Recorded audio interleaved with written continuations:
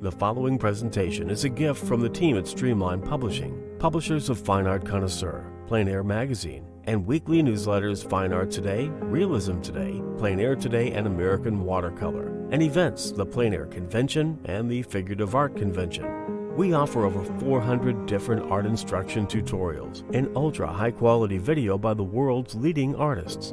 If you like what you see, help us support our artists and our team with your purchase. Each video aired has a special discount code for today only in the comments section with a link to the video offered. And to see everything we do, or if you want to receive notice of new releases, new products, and new events for artists, simply click the other link, which says, see everything we do. Thank you. Hi there, I'm Eric Rhodes, publisher of Fine Art Connoisseur and Plein Air Magazine. Thank you for tuning in today. We really appreciate it. We're here every day at 3 p.m.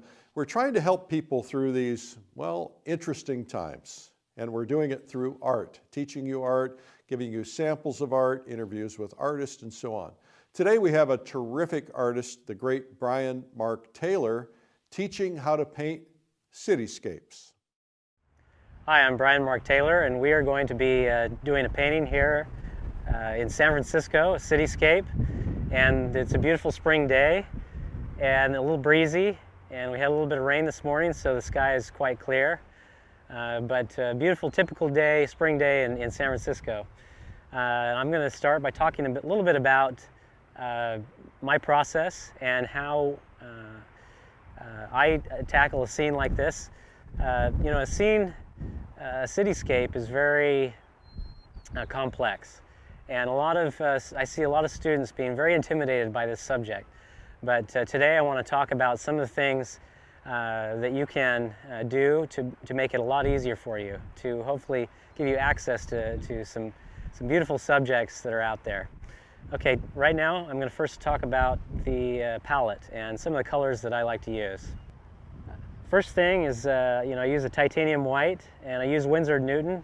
I like it because it has a certain stiffness to it. Every titanium white has a little bit different viscosity, and so, for me, the Winsor Newton is just the right amount of stiffness.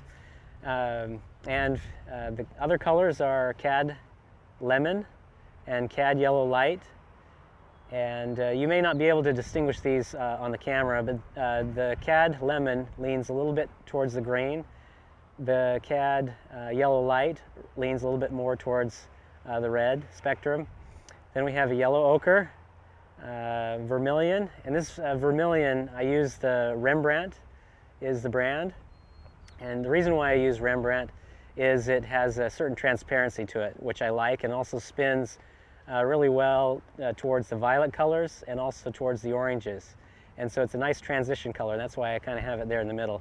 I have a Cad Red Light, and I use that on occasion for tail lights and certain little bits of color, intense red, and also to modify some greens.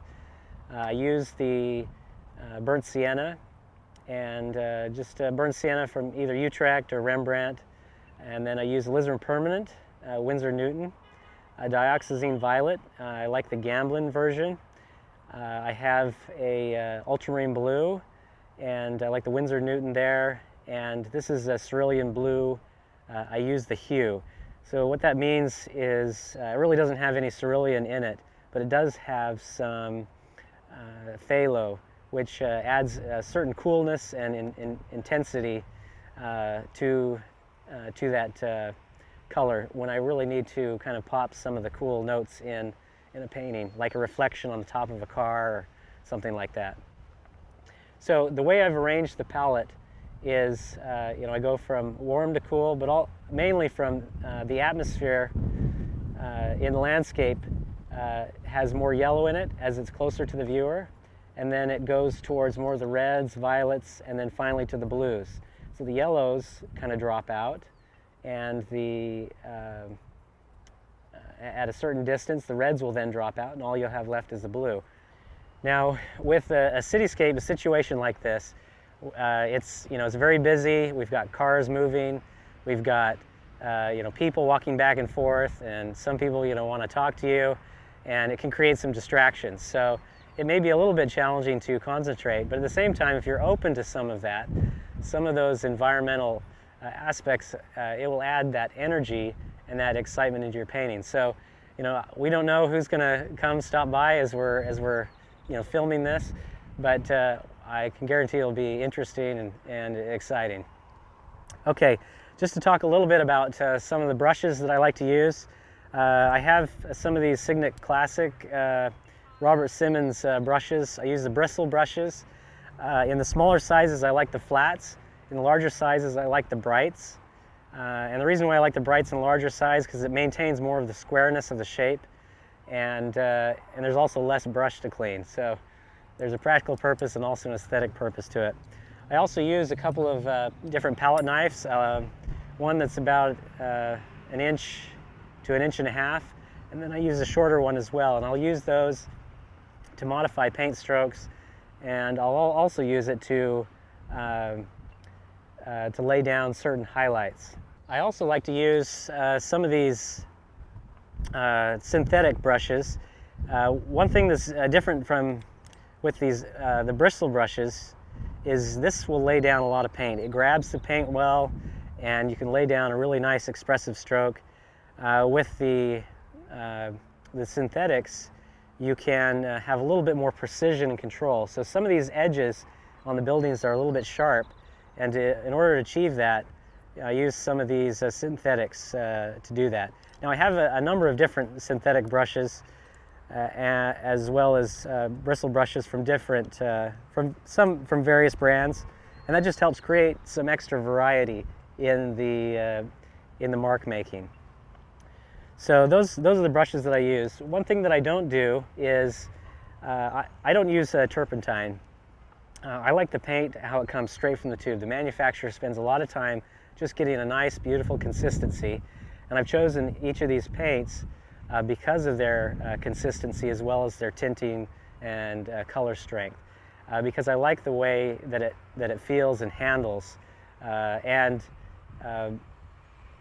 If I take some turpentine and mix it in with the paint, then it kind of ruins that creaminess or consistency that I like.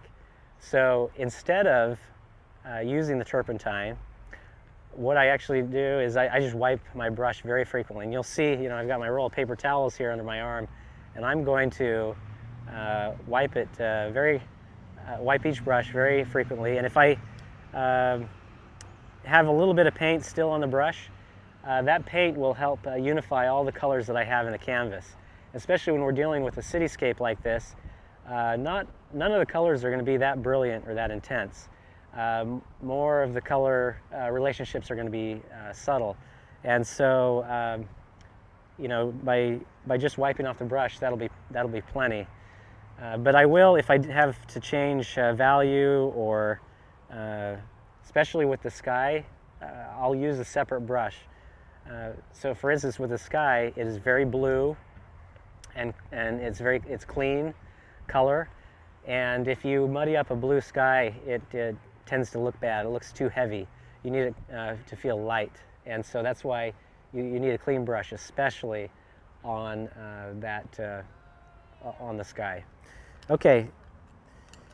So as we get going here, I'm going to first do a smaller painting, an 8x10,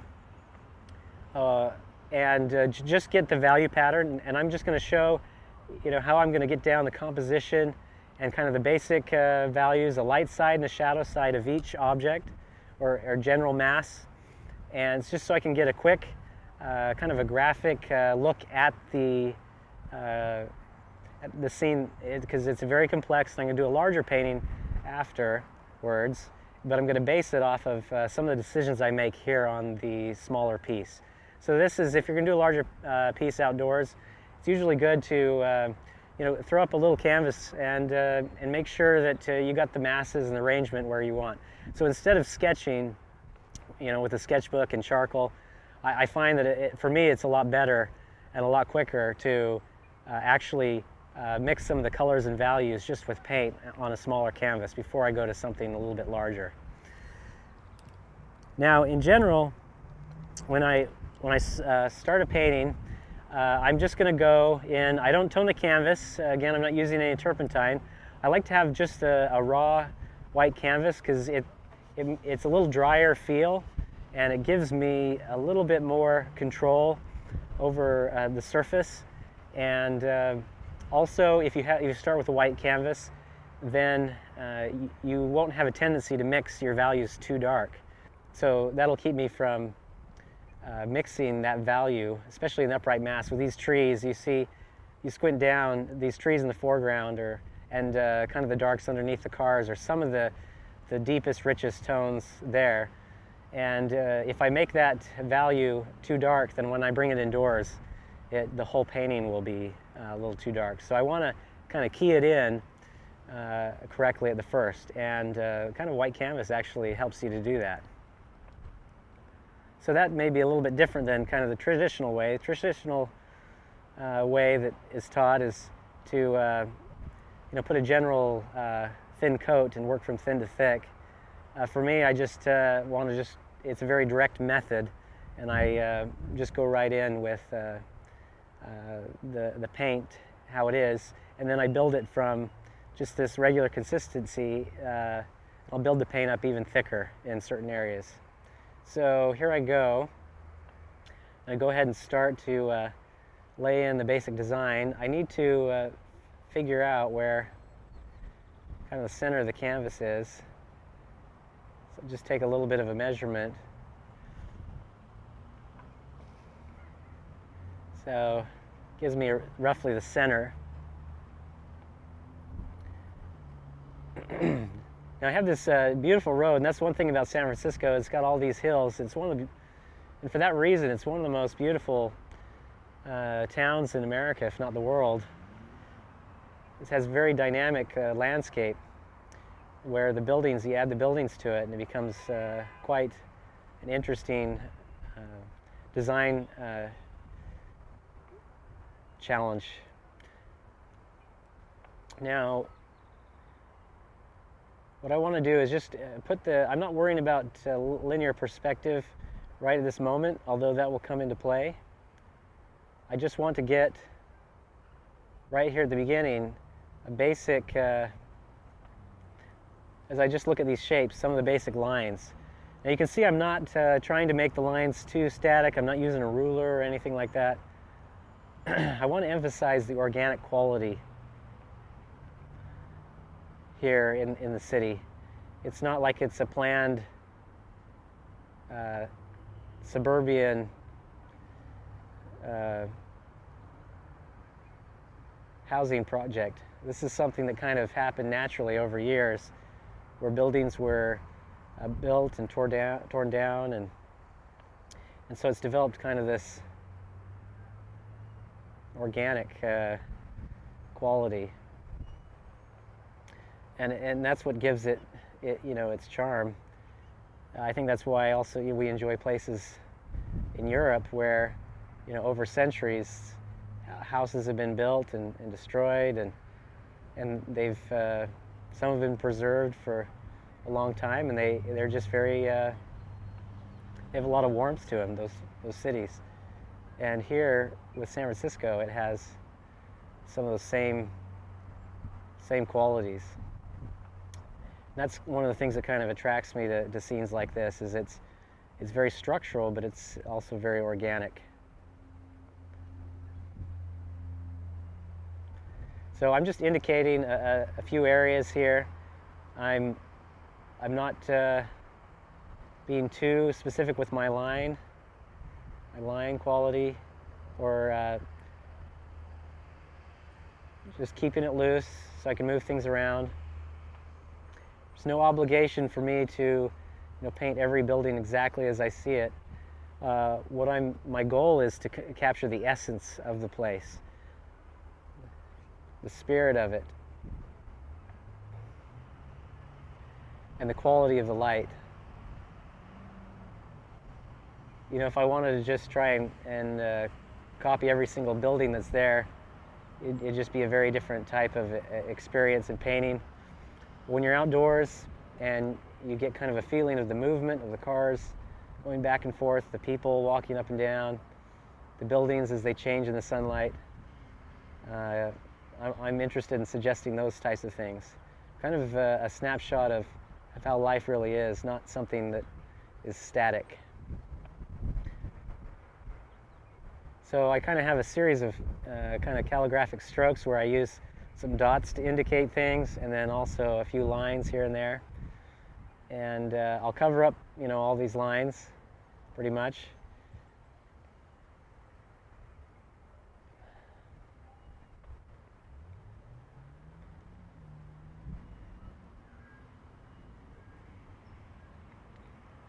But I just want to indicate a lot of what I'm looking at is proportion.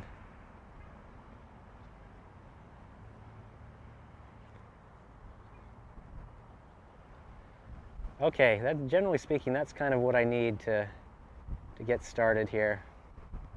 You can see I've zoomed in, I've kind of cropped in on the painting. That's one thing is, looking at a scene like this is kind of like looking at the Grand Canyon, where you have so much information that you have to limit yourself. You have to say, okay, where's enough that I can show enough of the composition, design, the city, without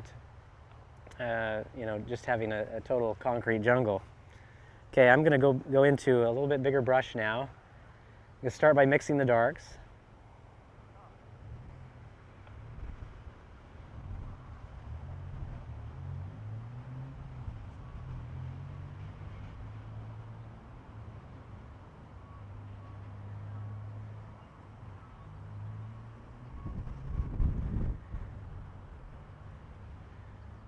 So on a scale of 1 to 10, where 10 is the darkest a value scale and 1's the lightest, I'm trying to hit about a number, somewhere around a number 7 or 8 with these initial dark notes with the trees and underneath the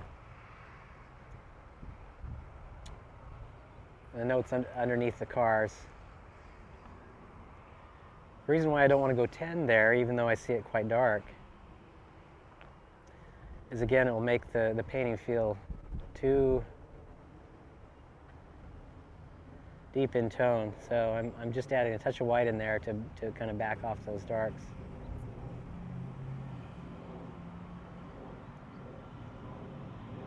It's kind of the dark underneath the car. So I'm working on general dark accent. And I tend to work from dark to light. Some people like to work from light to dark. I suggest doing one or the other. Because when you're doing things like trying to suggest atmosphere, you need to have a certain logic to it as you step from warm to cool, from dark to light. If you don't have that logic, it's just not gonna read well.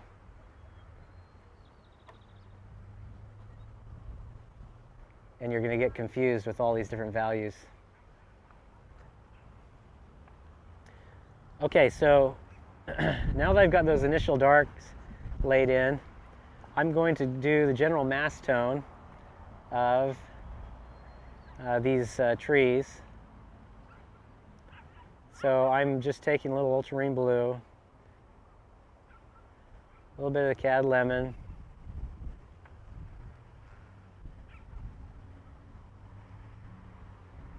I'm going to modify it just with a touch of red. These trees that are kind of on the sides of the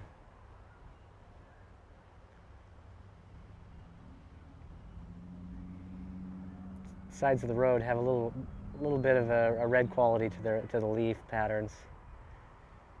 So I'm gonna just lay that in a bit. I'm just doing the general average shadow tone.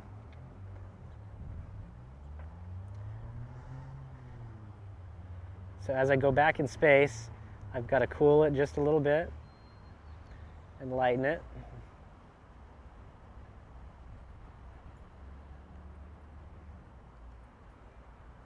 Again, I'm still just looking for an average.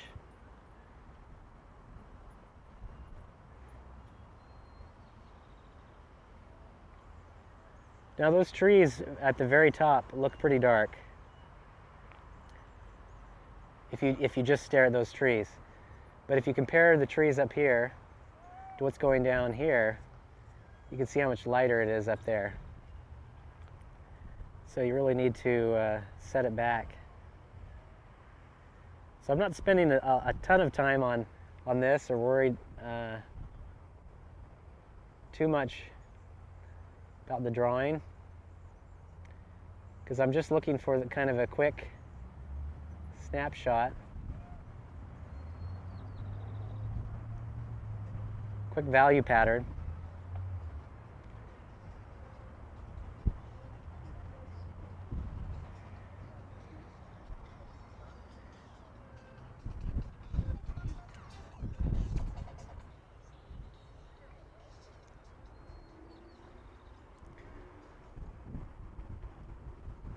Okay, I'm going back to kind of across here where you see those trees going back in space. You see the trees kind of coming here forward. Here's the buildings on either side.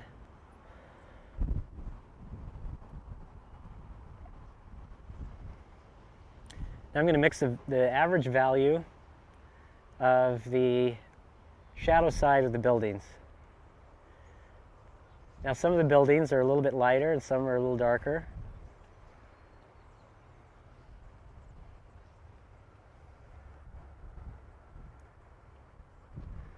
So I'm going to just start with where I feel is kind of an average.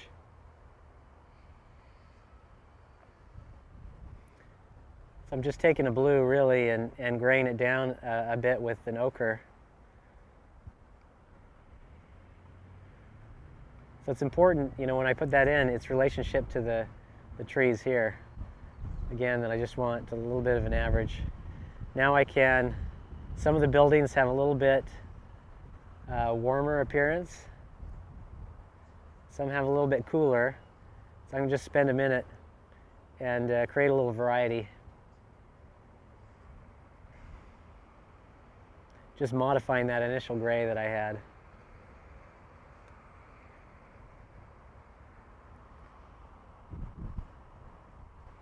Again, I'm just working in on the shadow side.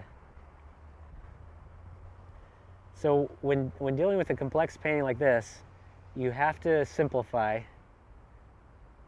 One of the ways you simplify is first squint down. As you squint, you'll just see some of the basic masses, all the windows and light poles and things will disappear. And you're just looking for basic shapes and masses of color, blocks of color. That's one of the key factors in tackling a very complex subject, is squinting down and just getting some of the basic value notes. Now if I had to choose between getting an accurate color or an accurate value, I would much prefer an accurate value, because that will help make the painting read and make the value pattern strong. If the color is a little bit off, you're going to be okay. But if the color is great and your values are off, it's just not going to read well. It's not going to hold together.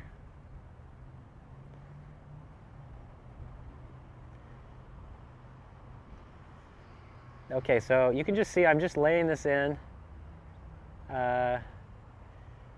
Not super thick at this point, but you know, full strength paint.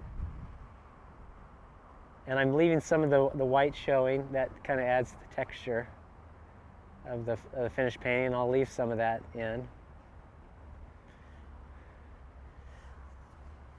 It adds to the piece.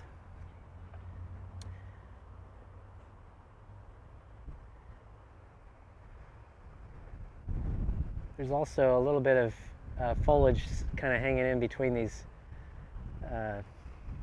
buildings, and I'm just going to add just a little bit of that here and there.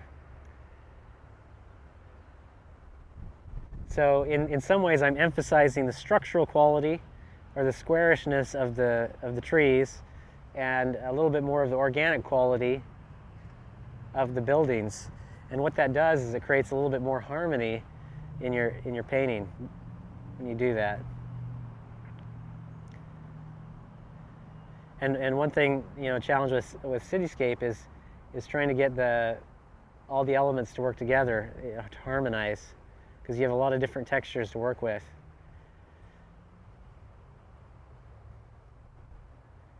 Okay, I've got some shadows that are going across the street. I'm going to lay some of those in. And I don't need to, worry about copying every single little shadow, but just select the ones that work for the painting. Because the viewer doesn't know what buildings are off on this part of the painting, what would be casting the shadow. So wherever you decide to do can work as long as it has some variety to it.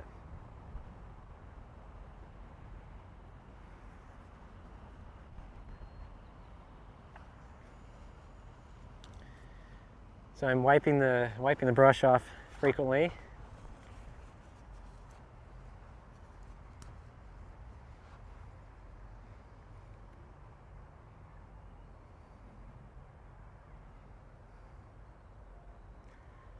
Now, one thing, if you want to paint in a looser manner, have that kind of energy in the brush stroke, I find that it's better to do it right at the start. Because once you get down the road and you put all this time into it, all the hours, it becomes a little too precious, and your brushwork tends to get a lot more careful.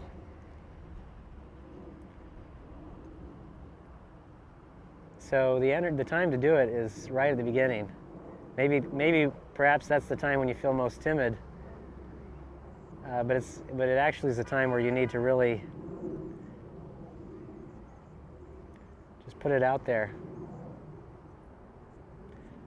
Now I'm just indicating shadow underneath these cars here, and I'm just not really thinking of them as cars, but just kind of shapes, squarish shapes. Same way you kind of look at a cow grazing in the field. It's just a box with legs. You want to kind of make things into shapes, basic shapes. Even a complex thing like a car. Then you can always chip away at it and add a lot more detail and subtlety. But at the beginning, if you have a solid shape to work with, then it's going to work well, even if you as long as you understand those major planes first. So we've got these shadows again, casting these longer shadows going across the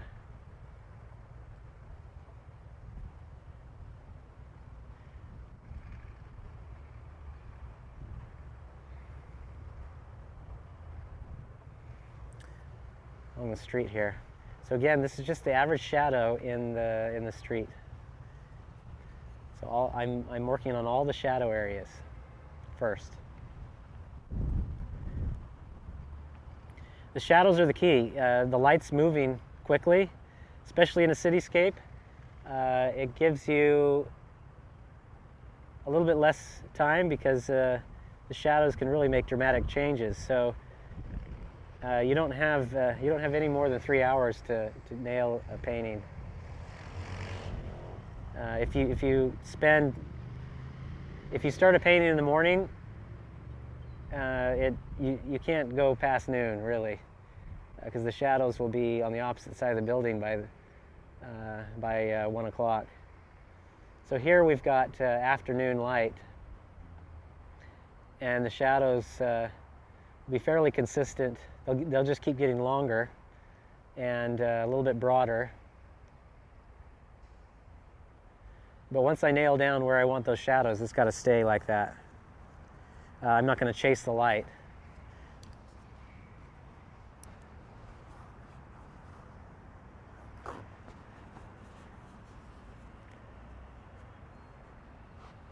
Okay, so now that I've got the shadows blocked in, I'm going to start working on the light side. I'm going to go ahead and lay in that road. Now, if I took a photograph of this, everything's going to look a little bit cooler, and a lot of the violet and orange, subtle orange notes aren't going to be there in my photo reference. That's one of the reasons why you want to get out here and paint it from life. Plus all these subtleties, the glow that happens in the shadow sides of these buildings, the reflected light as it bounces off the street into the building itself, it's just not going to show up in the photo. And you know, there are people that do a lot of the you know, cityscapes, and they do them from photographs. They have a lot of you know, finesse or detail to them, but they kind of feel a little dead. And one of the reasons why is, you know, if you don't study from life, you're just not going to develop that quality of light that you can achieve when you come outdoors. Now, if I were painting, you know, field or you know, mountainscape or seascape, I would approach this very much the same way, where I would first start with my big basic shapes, and I would work in the shadow first and then go towards the light.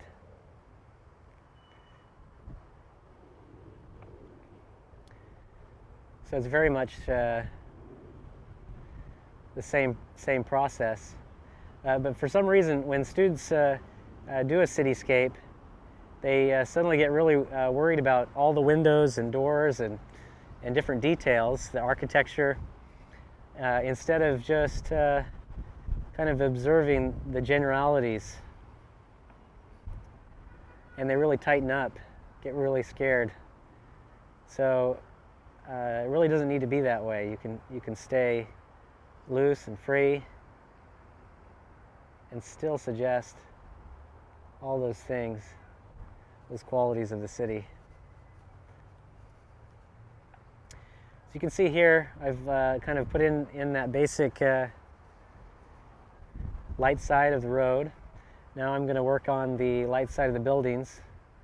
So as the sun, you know, the sun's coming from the upper right hand side and striking these buildings here on the left. This beautiful warm light. So I'm just going to suggest some of that. Add some yellow to that white to give it just a little bit of warmth.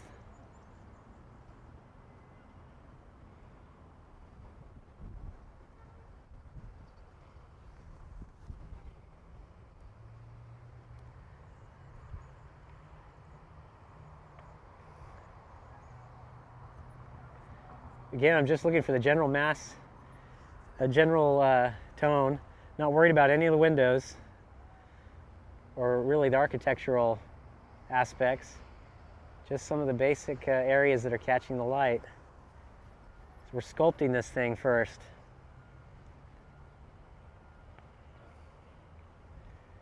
With just some really broad general ideas. And I'll select the buildings, you know, that make the most sense, that has the most interesting quality, that will, you know, we have this really strong directional thing, road coming up here, and over here it'll be an interaction as kind of a weaving back and forth. So I'm looking a little bit for that type of quality there.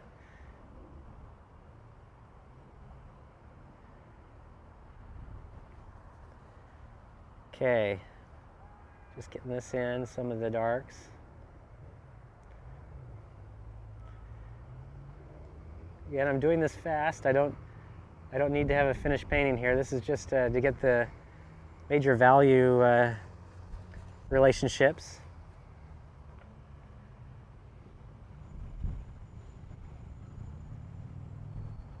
I think I'd go a little deeper there. And this will guide me in the larger work that I'm going to do here in a minute. So we've got these these cars here in the corner.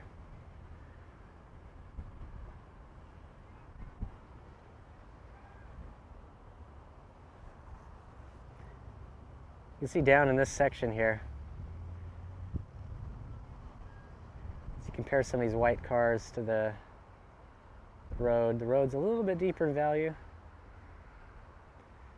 Make sure and get that relationship.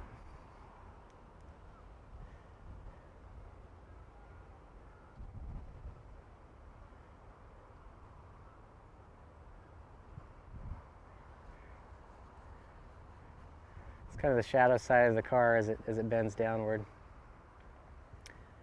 Okay.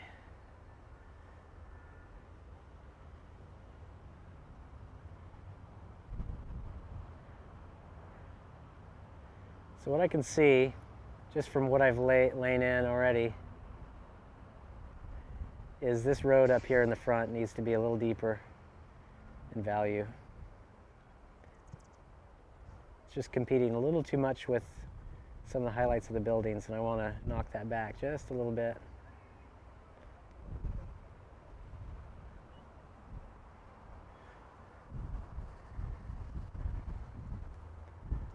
Okay.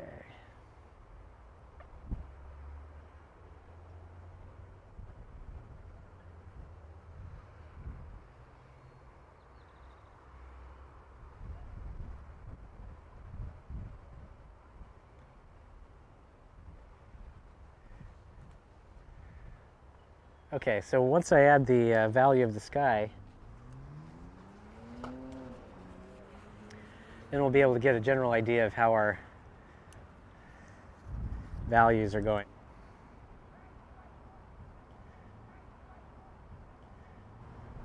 Dipping into the white, just a little bit of cerulean.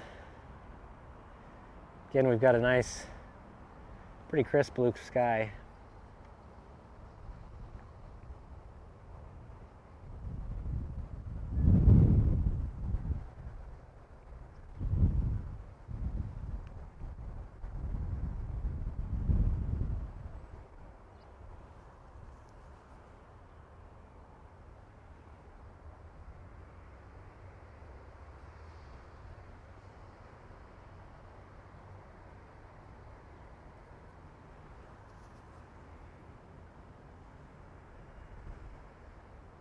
You can see I'm not modifying the strokes too much, just keeping that kind of fresh feel to it. Don't want it labored at all.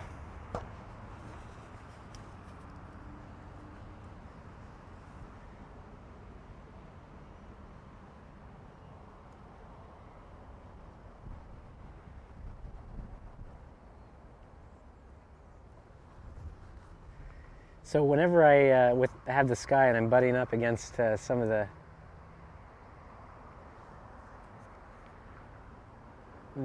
elements of the land, I got to make sure and wipe it every single time I put a stroke down to keep that sky clean.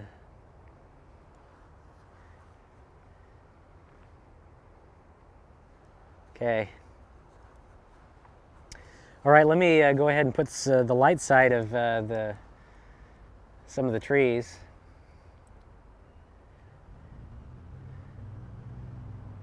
And what I usually do is when you're mixing colors, mix the light side of the color, or the general mass like these trees, next to the shadow side.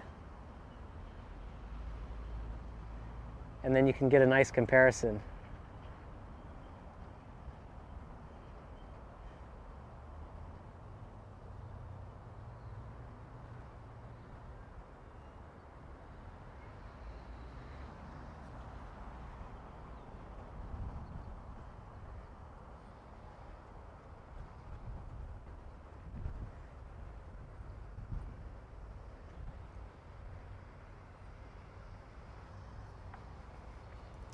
See, just by suggesting, just using two values, but perhaps, making a soft edge on this, on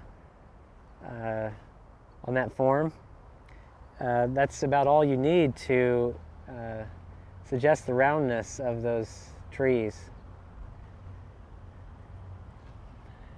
In a situation like this where you have a lot of different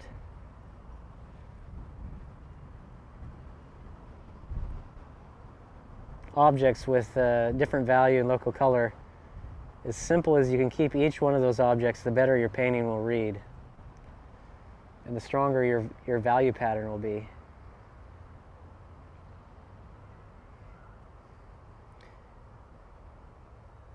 So again, the major point to this exercise is the value pattern.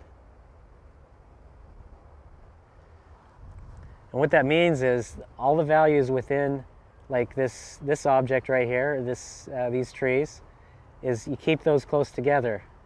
Same thing with the road. The value of the shadow and the light of the road kind of read as one, and then also the area of the buildings general, they have a specific relationship and read as one.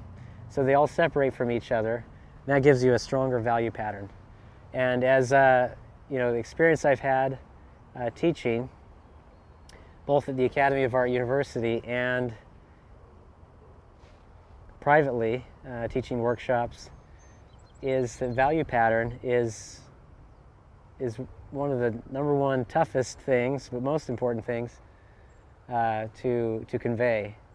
And I think the reason is when you look at this, if you don't squint down, you start seeing highlights, and you start saying, well, that tree, you know, is just really getting hit by sun, so it just needs to be brighter.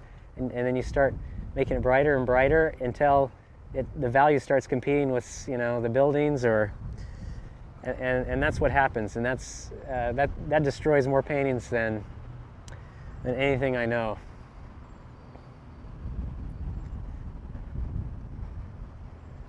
So if there's just one thing that you get out of this exercise of doing, you know, a quick kind of a thumbnail sketch, is it's all about getting the proper relationships, the right value pattern.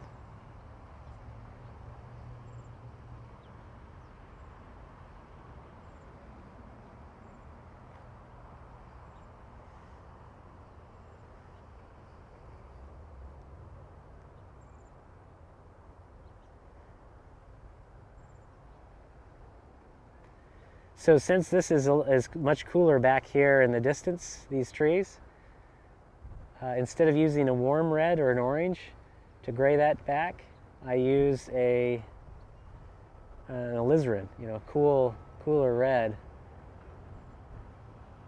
And that'll just help the trees back here stay back in the distance.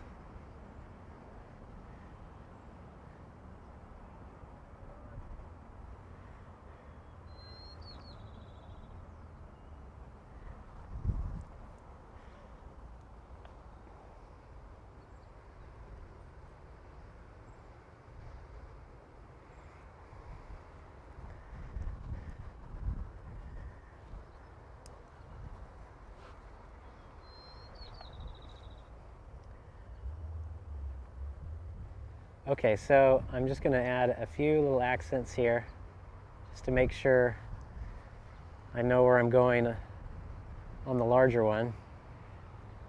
Just want to see some of the color relationships and how far I can push it, still make it work.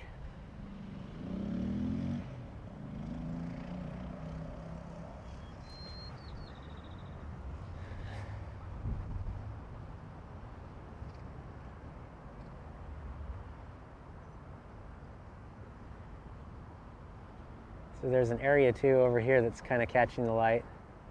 The majority of the light on these buildings is being caught on this side.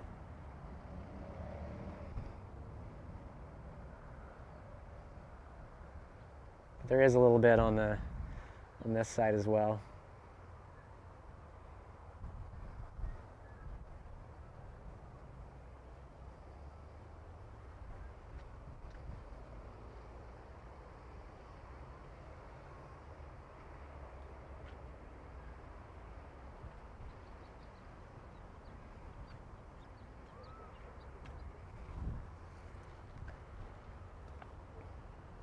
So what I've done, I've kind of put all these masses of color next to each other and haven't modified the edges at all. I'm just going to quiet down a few things just to make sure that my value pattern is where I want it to be. So back up here, you know, I see the road getting a little bit deeper, Just want to set that back just a bit.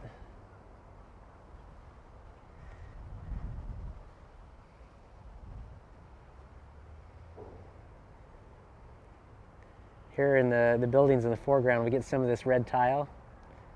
Just want to indicate a little bit of that.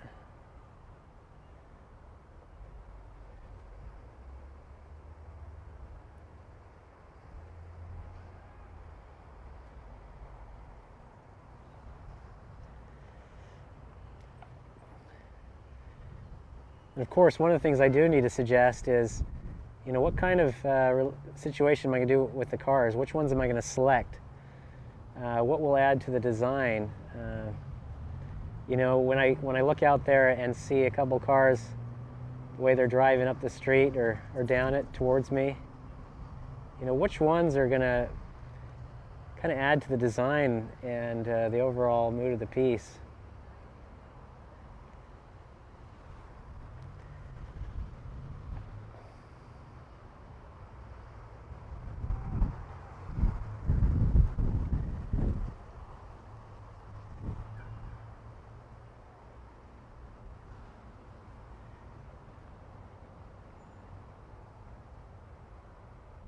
So I'm just looking for ideas right now where I could place a car.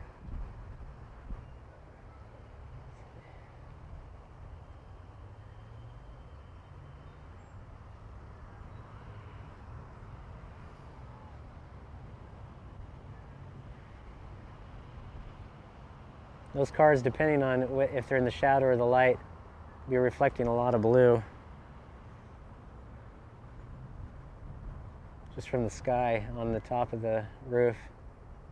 Let's see it here.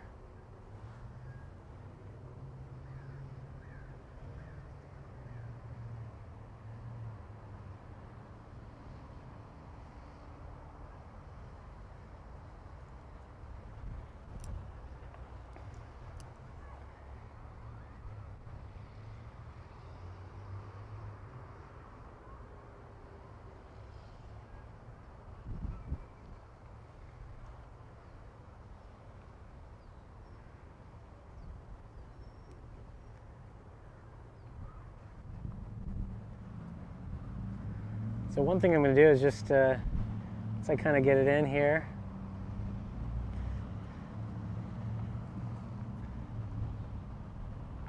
I need to suggest some of the sides of these buildings right on this area. It just needs to be a little bit deeper tone so you feel the side of the building.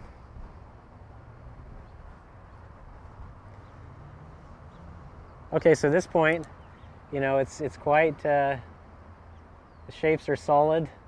The general design idea is there. So I just need to step back and see if how the values read.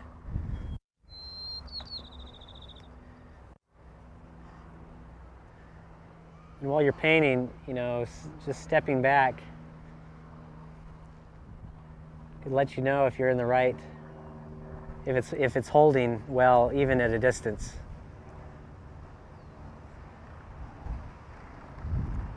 So as I step back, I realized that the car that I put in here, it'd be better if that was a darker value.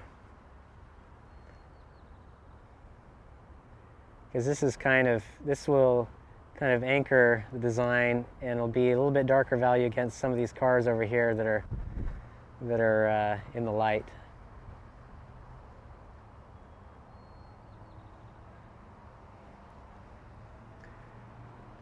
Okay, so that's just a very basic value study. Didn't spend a whole lot of time on it, worrying about finessing it, but at least I have some of the general relationships that I wanted to capture. And so I think now we'll go to the larger painting, using some of the ideas that we were able to discover here in this little piece. Hi, I'm Bryan Mark Taylor, and we are going to be doing a painting here in San Francisco, a cityscape, and it's a beautiful spring day. cityscape is very complex, and I see a lot of students being very intimidated by this subject. Today I want to talk about some of the things that you can do to make it a lot easier for you, to hopefully give you access to some beautiful subjects that are out there. So I'm just indicating a few areas here. I'm not being too specific with my line quality, or just keeping it loose so I can move things around. There's no obligation for me to paint every building exactly as I see it. My goal is to capture the essence of the place, the spirit of it, and the quality of the light. If I wanted to just try and copy every single building that's there, it'd just be a very different type of experience in painting. When you're outdoors and you get kind of a feeling of the movement of the cars going back and forth, the people walking up and down, the buildings as they change in the sunlight, I'm interested in suggesting those types of things. Kind of a snapshot of how life really is, not something that is static. So what I've done, I've kind of put all these masses of color next to each other and haven't modified the edges at all. I'm just going to quiet down a few things just to make sure that my value pattern is where I want it to be.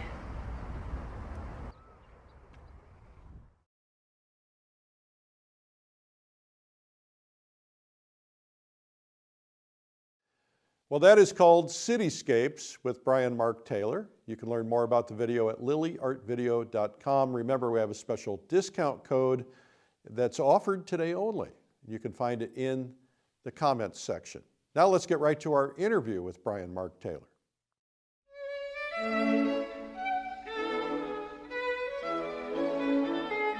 Hi, I'm Eric Rhodes, and today we're here with Bryan Mark Taylor. We're going to get into Bryan a little bit and see what we can learn about what makes him tick and why he does what he does. Thanks for doing this, Bryan. Happy to be here. So I'd like to understand, first and foremost, how you got started. What got you into art? What are some of your first memories of art? I think, I didn't come from a background necessarily where my family or my father were artists. They were farmers, and up in Idaho, and before that, they came from Europe, mm-hmm. and have a history of just working the land, and that's what eventually led us, our family in out west, is to find some land that they could call their own, really. For me, what really happened, I kind of was born this way, and my father's a doctor, and he's a very, kind of a scientific mind, but I always had a certain sensitivity to kind of the natural world that was very, just something that I gravitated towards ever since I was a little kid. Mm-hmm. And one thing about that was interesting. My dad would take us up to, we lived in Utah in the north. We'd go up to Idaho and go on fishing trips. And we would visit my grandparents up there. And I always just loved that. It was a chance to get out of school. My dad would go up there once a month, and I would go whenever I could. And one of those trips, we were driving home from being out in a fishing trip, and he was my dad's really kind of a goal-oriented person, and he was asking me, he's like, if you could be anything you wanted to be, what would you want to be? And I was 8 years old at the time, and I told him point blank I wanted to be an artist, and it totally blew him away. In my family and the kind of the family culture, being an artist was something you did maybe in your spare time or as a hobby. It never was necessarily taken seriously, and so it just kind of came out of the blue. But my dad was a person where he believed that it doesn't matter what you did, as long as you did it with, you know, total passion, with all your heart, then you would succeed in it. And so he was, to his credit, to my mother's credit, they found a school for me. And so after, you know, regular grade school, we'd go out, or I'd go and start taking art classes. And that really started my formal training. This is, you know, when I was 8 years old. So I really had kind of a passion for it, and I kept following that passion through the years, and wanting to pursue a career in art. So what was your course from that point forward? You took some art lessons when you were a child, and then you went to high school. Were you studying continuously through that entire time? Yeah, through that entire time. I was, you know, just each year it seemed to gain more interest, and I tried different things. I'd be exposed to, you know, there are a few artists that I was able to take private lessons from, and so I was always doing that, and that helped fuel it. I was an active reader as well, so my imagination played a big part of that. I was interested in kind of some of the fantasy art that was in its infancy at that time, but now is kind of a full-blown movement. Although as I got older, I was more interested in reality than some of the fantastic type of elements. But that was kind of that was a start for me, and something that you know, along the way, I always had some teacher that I would kind of sought after and was able to learn some things from. And eventually, when I graduated from high school, I went to a workshop with the Cowboy Artists of America. And Gary Carter, one of the cowboy artists, he was kind of one of the senior guys, and he saw my work, and he said, "Hey, why don't you come up and just come to the workshop?" And that was just an excellent exposure for me.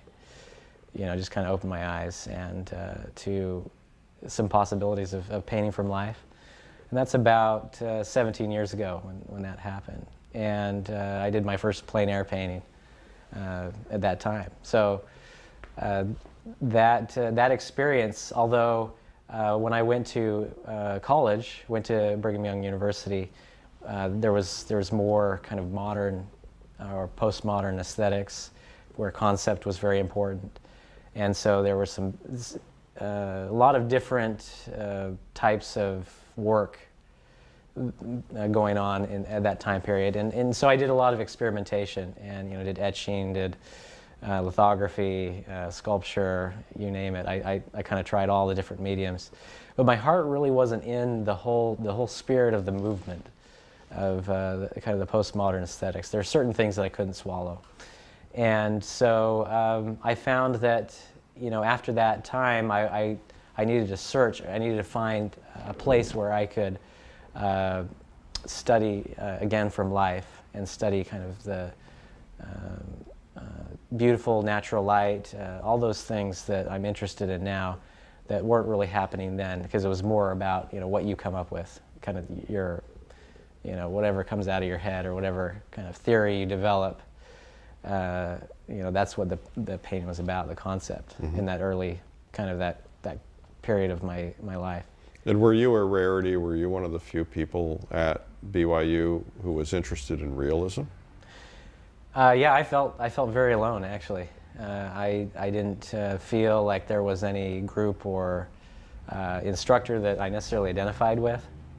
And so I actually, while I was graduating, finishing my work, I did a show that had nothing to do with anything I learned, really.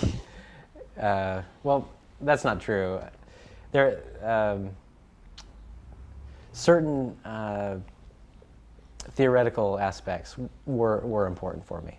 Certain kind of metaphysical types of things were important at BYU, and I really kind of was grounded in that way. But as far as the technique and the direction I wanted to go was totally different. So I put together a one-man show on my own, and found a gallery that showed my work, and we put together a show. And actually it was, since I lived in Italy for a couple of years, I was a missionary there. We put this show together, and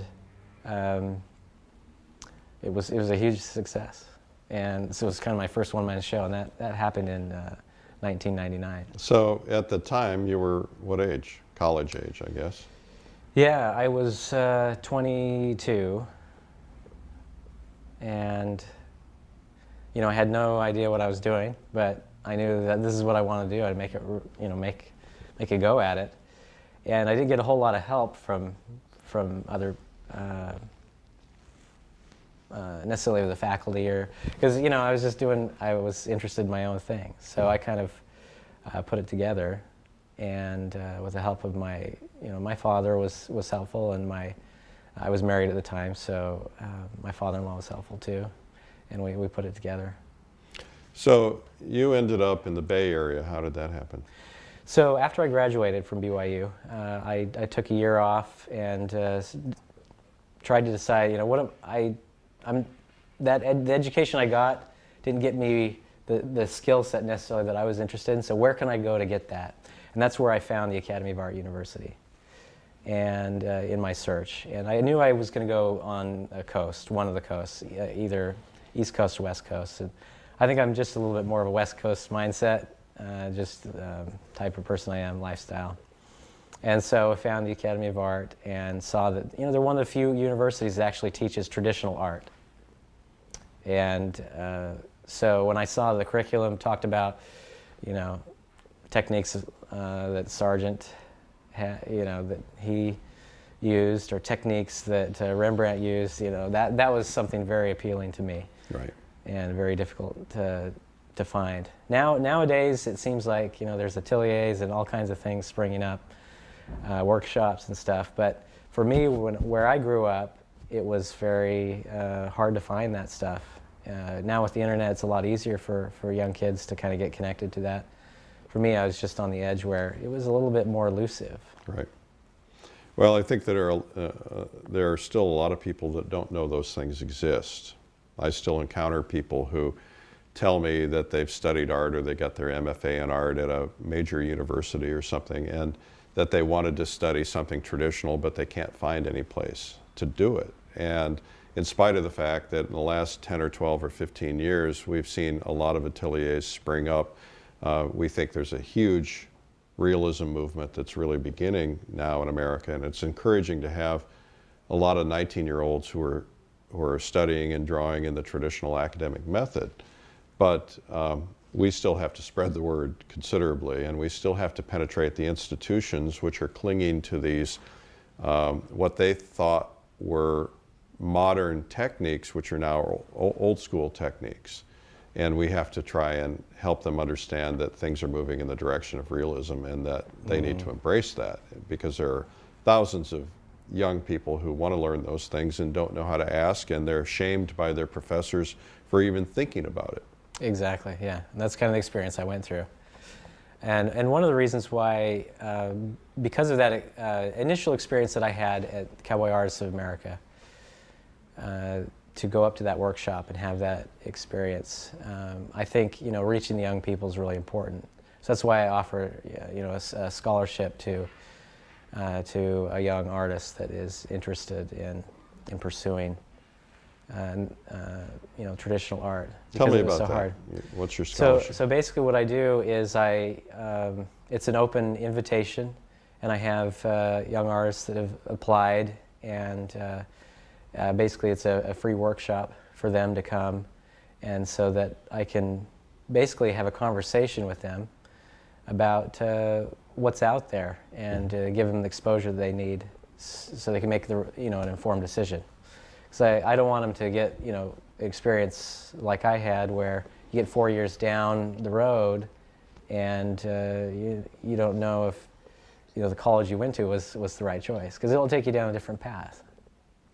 So you have an interesting perspective that a lot of artists don't have, because many people who are full-time artists, who are supporting themselves as artists, who have families to support, have kind of started out where art was a passion but a hobby, and they've had to have a form of income in some other way, whether it be a professional or whatever, and then they get to a point where they hope and strive to get to the point where they can release themselves of that and paint full time, and sometimes they have to build up to it. You took the opposite track, from what I understand. You became an artist full time right out of the box, right out of school. And what was that like for you? What was the struggle, and is it still a struggle? You've got a pretty large family to support. Yeah, well, and more on the way. Yeah, exactly. It is, yeah, it's certainly a struggle to, because there's a lot of uncertainty where you have to take that leap of faith, and that's quite a large leap. But you know, and I have to admit, you know, it's very, going through art school is very difficult. It's not easy in any way. But I think that if you're absolutely committed to something, you find a way to make it work. Mm-hmm. And you know, I think on a spiritual or metaphysical level, you know, however you want to see it, you know, I think of it as God. Some people think of it as maybe the universe. But if you really make that decision and you know, show your willingness to press forward, things happen that make it so that you can do it. You became a very talented painter at a very young age. I think you and I first met close to 10 years ago, right. And I was blown away then. And of course, you've grown leaps and bounds since then. You've become a fabulous painter. Well, thank you. What advice for a young person who's trying to learn? Maybe they're watching a video about you. What advice do you have for them in terms of a track that they should take? What are the essentials? You obviously mm-hmm. teach. What are the things that are essential to someone who's really trying to get to a higher level as quickly as possible? Well, I think one of the things that needs to be done, the first thing, is throw the TV out the window and any other distractions. Because you have to be willing to, you know, it's a lot of blood, sweat, and tears. And you have to be willing to make some sacrifices to have what you want, which is to be a better painter. And it's really a lot about putting in the time. And if you're willing to put in the time, consistent effort, then you can't help but get better. Is that really true, though? I mean, there are a lot of people who put in the time and sure, they're getting more acquainted with using the materials, they're getting more acquainted with the process, but don't they really need some assistance to get to the next level? Somebody could paint, put in the time for 10 years and not really become that much better of a painter.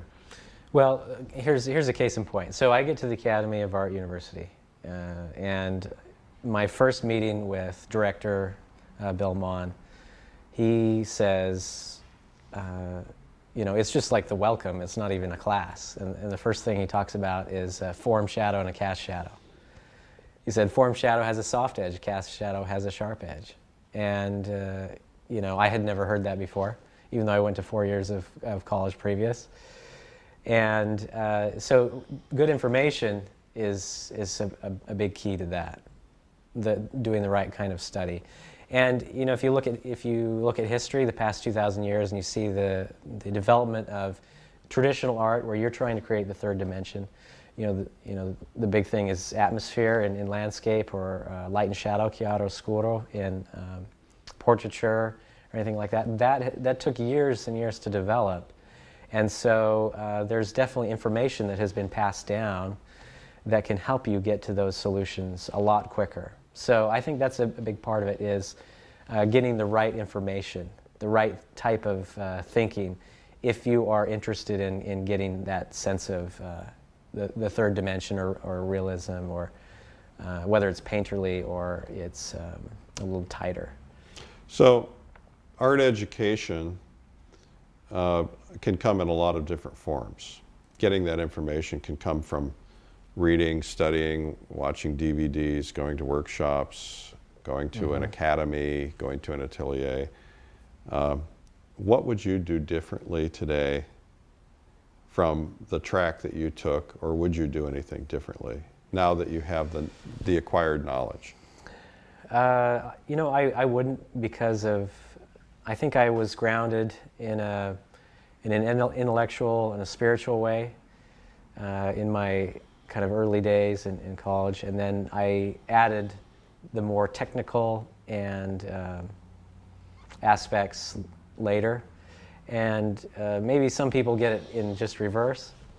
For me, having a grounding, the type of grounding that I had, was very influential and helpful, so that I had the strength to continue and kind of pursue it at a young age. And having the support, I would think, is huge. So many families don't think of art as a profession or a career. And especially if you come from a family perhaps like yours with a doctor, father, probably an entrepreneurial spirit, and it's not something one naturally necessarily dreams of their child becoming. Right, you know? right. You should go out into the market and become a doctor or make money in other ways. Yeah. But it sounds like your parents were encouraging. Yeah, definitely encouraging. And I think that also the thing that they taught me was this kind of self-reliance. Even though they would have the ability to fund schooling or things like that, they were in a lot of ways hands-off and let me kind of figure things out. And that gave me, so I could develop the necessary skill sets to take care of myself and now my family. So certainly I had some of the moral support, and that's huge.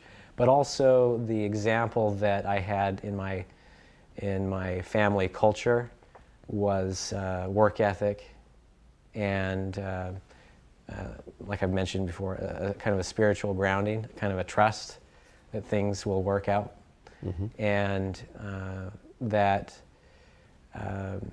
if you have those things in place, you're taking care of the big things, then these other maybe smaller things will fall into place, and that's certainly been the case with me.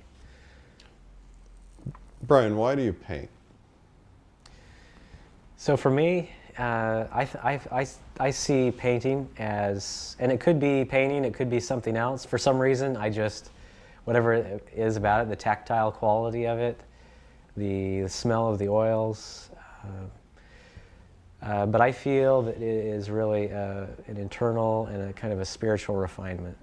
So as I refine my craft and all the things that go into making something beautiful, I'm trying to do that within my own life as well.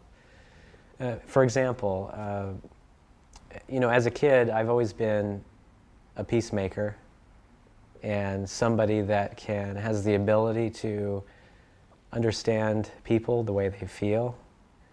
And when as a kid in my neighborhood, a lot of the neighborhood boys and girls couldn't play together, or they had the conflicts and things like that. But if I could be there in kind of within the group, I could get them all working together. We need you in Washington. So, I just have that kind of ability to kind of keep, bring all those things together. And I feel like I do that also in my work. That, in a search for bringing various elements that are discordant, to bring them together into kind of a harmonious way. That's what I try and do. So I see it kind of as an extension of my voice. I preach sermons on Sunday and teach youth and talk to them about their lives and how to make good choices, so they can whatever they want to do could be the most successful as possible. Kind of like what my father did for me. But at the same time, I think with painting, it can do that too. It can bring joy, peace, and consolation to one's life. Maybe that's one of the bones I have to pick with postmodern aesthetics, is that one, beauty has kind of been thrown out, and the other is kind of metaphysical or the spiritual aspects of things that have perhaps not been given their rightful place, which they've had for hundreds or perhaps thousands of years. When I was in Russia I noticed there was a deep spiritual connection with the artists that I was dealing with. Most of them were strong Orthodox, Russian Orthodox. And so I asked one of the painters about their spiritual connection when they were painting. And one said to me that he was in a continuous state of prayer when painting. How does that?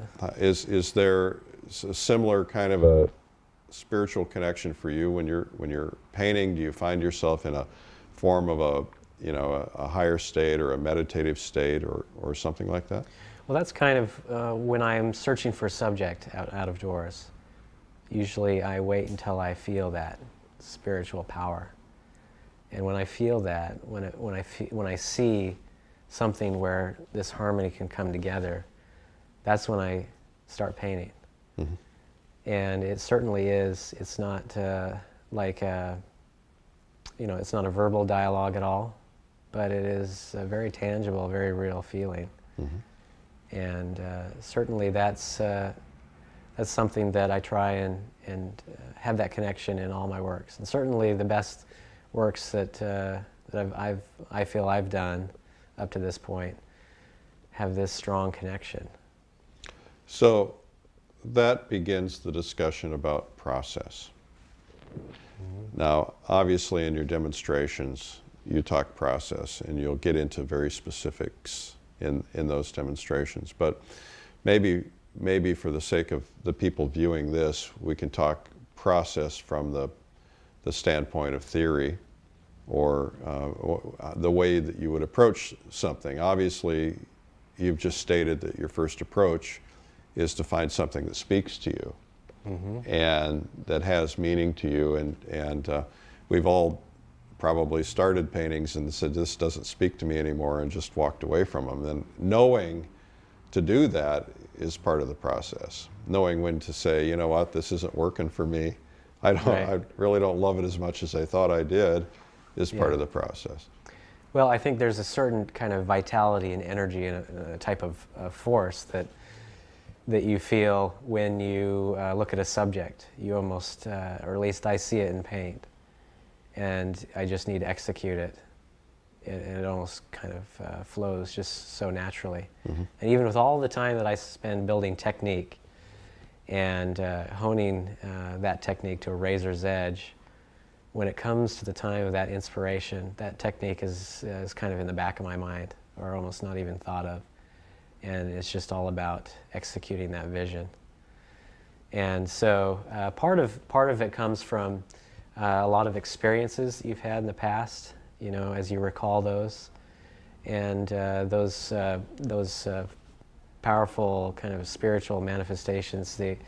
They often come back, as memories, and can add to what you're doing right at the moment. But at the same time, there is also just the place that you go to, like a busy cityscape with all the buildings kind of stacked up against each other. You see and feel a lot of the humanity, each little ego battling for existence and for importance and to be loved and appreciated, mm-hmm. and having to harmonize with the world that can sometimes be cruel, but sometimes be great. We have all those moments. And so capturing some of that too, what other people are feeling and experiencing. So I wouldn't say necessarily it's all internal, but it's also external too, as I rub shoulders with other people or experience other people's lives, and to get to know what interesting, beautiful things there are about them, or mm-hmm. what they've created. And I see that in buildings and in man-made objects, as well as in nature too. So that's why I don't necessarily, a lot of people will talk about kind of the spiritual nature of things out in pure nature, and I certainly feel that way. But also, and especially when I was in Italy, I felt this kind of harmonious relationship between man and nature, where where man has kind of organized a little space there to make life a little easier for him. kind of organize the chaos that's around us. Right. And so I think there can definitely be a harmonious relationship between what we create and what we need to live and survive, and what's out there in the natural world. So one of the things that I'm experiencing is I find that I am now graduating to new levels, and that what I liked when I began painting, or at different stages of my life as a painter, I can barely stand to even look at any longer. In my particular case, everything is becoming gray. And it used to be it started out as a young painter, it started out about garish color, and now I'm finding that my paintings are richer and more lively the grayer they become. What is it for you in terms of maturing as an artist? What kinds of things are you realizing about your graduation to the next level? I think a lot of it, at the beginning, you make some big jumps. You really can make a lot of progress as you learn new concepts, but as you get higher up in your technique, those jumps become a lot smaller, sometimes razor thin. Mm-hmm.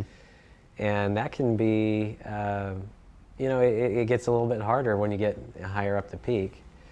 And I just think you have to continue to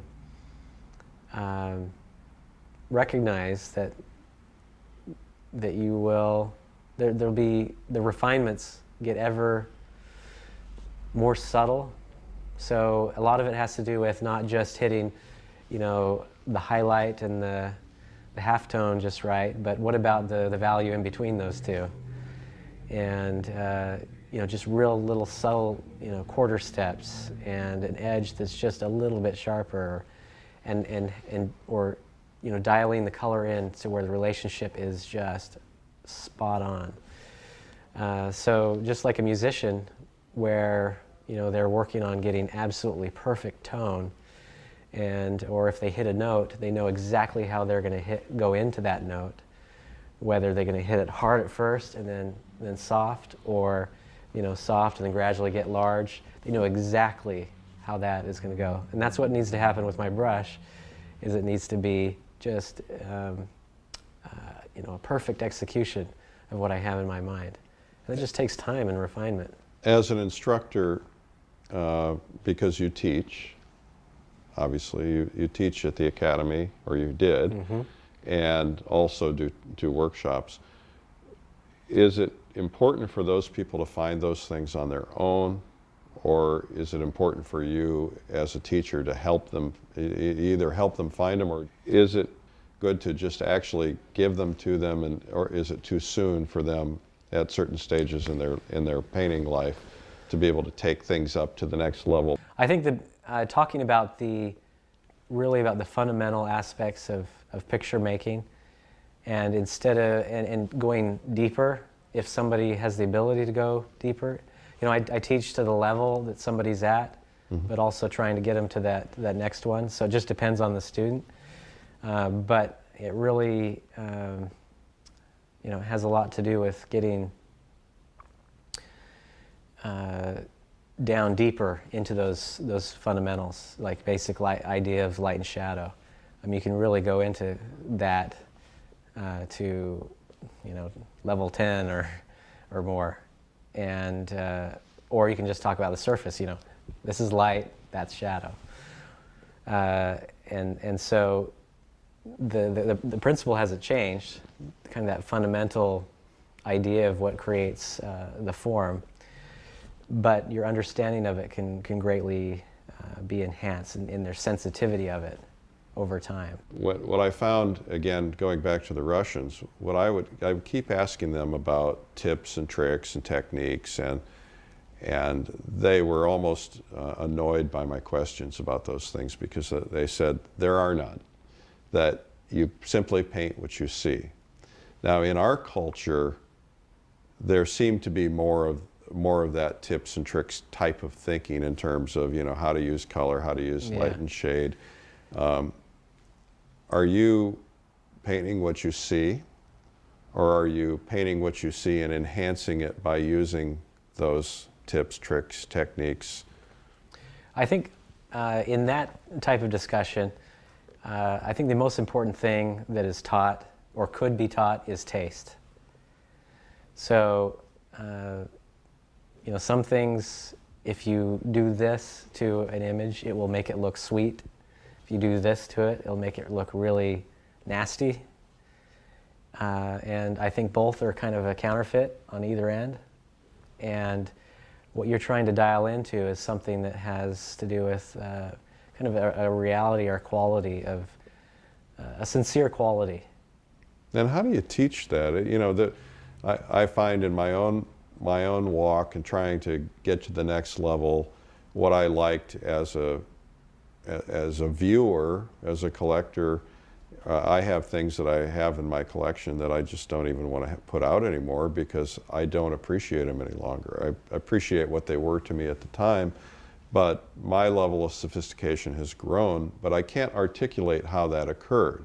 What I try to do with the magazines is to put great artwork out there and make sure people are exposed to it. But sometimes they start at, Thomas Kincaid, and to them that's that's their highest level of appreciation, where others keep going up and up.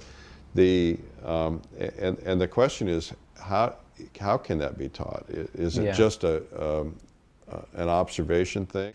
I'm an avid reader, and I think that's absolutely critical within painting or in any other discipline. Reading great minds in history that we kind of hold up as standards, both in paintings, but also in literature and in other fields. Studying those people, spending time with them, basically having them around and keeping company with them will definitely elevate your level of thinking. And so I definitely encourage people to really, they need to do a lot of study, reading, and exposing yourself to the classics. I think that is such a huge part of developing taste. Any particular Henschel or Hawthorne or what? Who do I hold up? Well, I'd start with Michelangelo. Yeah. There was. It's hard to find any artist in history that had kind of a level and depth that he had. So certainly there were kind of a group around him and some before, even with the Greeks and Egyptians, and before that too. But in traditional classical painting, starting with that and working through the ages with some of the great, kind of the peaks really as you're going across. And studying each one and looking at how they thought, what was important to them. And as you comb through all that, you find certain things that are universal. I'm of the belief that if it was true 2,000 years ago, it's still true now. And if it rings true now, it will a couple thousand years from now. So I'm not necessarily really into one particular artist, but more as I look at the aggregate of great minds. Are there essentials that you would tell your students to read in terms of books about art or books about technique? Well, I would start with, the Renaissance, which kind of sparked the Renaissance, was Vitruvius's books, 10 Books on Architecture. It's just a great book. And Vasari's Lives of Artists gives you a little bit of an insight, the artists of that day. And you can kind of go through the ages. Another one, I think that's a great one if you're interested in traditional painting, Joshua Reynolds' Discourses, where he put forth kind of nailed down a little bit what the grand manner what really was.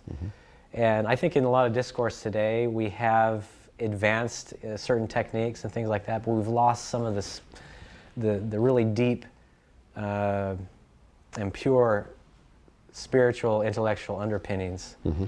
And that's something that I would hope and kind of a life purpose that I have is to elevate that as well, is some of that deep,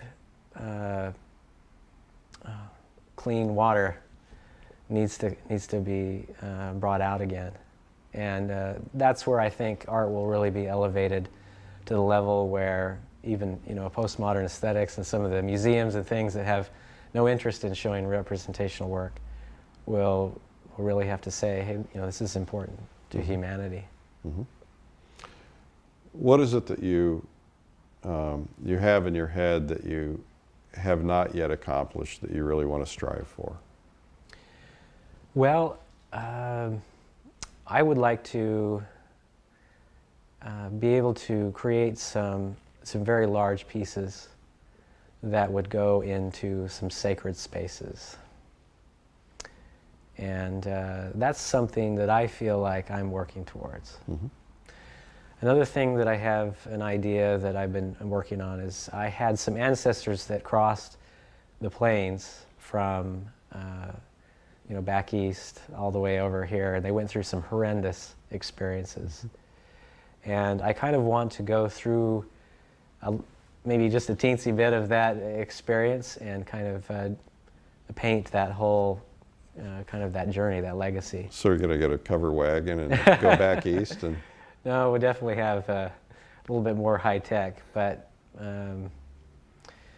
at least so it become a little bit more real to me. Because I've, as we look at our legacy, and also that we're a link in a chain, I would like to pay homage to the people that gave everything so that I could have the opportunities I have. Pick one artist that, if you had an opportunity to sit with and ask a question, who's the artist? What's the question? That's a tough one. I would have to go back to Michelangelo. There's something about him that is truly, truly profound, and a certain power or spirit about him. It would be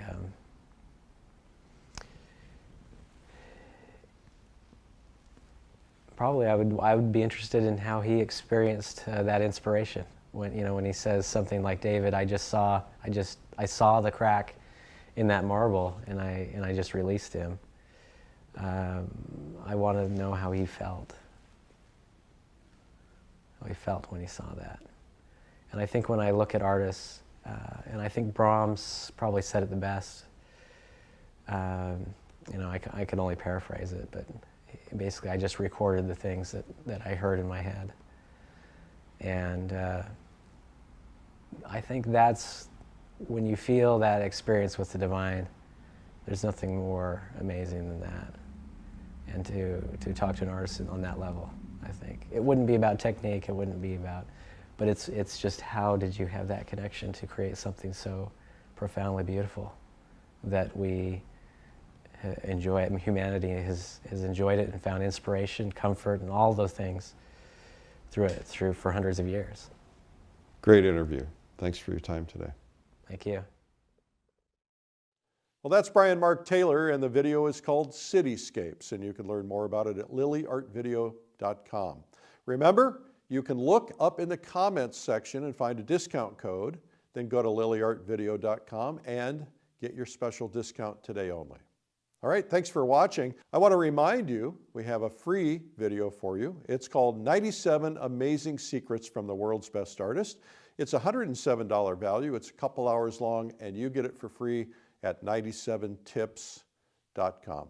Thank you for watching. We'll see you tomorrow. I'm Eric Rhodes. Hi, I'm Bryan Mark Taylor, and we are going to be doing a painting here in San Francisco, a cityscape, and it's a beautiful spring day. A cityscape is very complex, and I see a lot of students being very intimidated by this subject. Today I want to talk about some of the things that you can do to make it a lot easier for you, to hopefully give you access to some beautiful subjects that are out there. So I'm just indicating a few areas here. I'm not being too specific with my line. my line quality, or just keeping it loose so I can move things around. There's no obligation for me to paint every building exactly as I see it. My goal is to capture the essence of the place, the spirit of it, and the quality of the light. If I wanted to just try and copy every single building that's there, it'd just be a very different type of experience in painting. When you're outdoors and you get kind of a feeling of the movement of the cars going back and forth, the people walking up and down, the buildings as they change in the sunlight, I'm interested in suggesting those types of things. Kind of a snapshot of how life really is, not something that is static. So what I've done, I've kind of put all these masses of color next to each other and haven't modified the edges at all. I'm just going to quiet down a few things just to make sure that my value pattern is where I want it to be.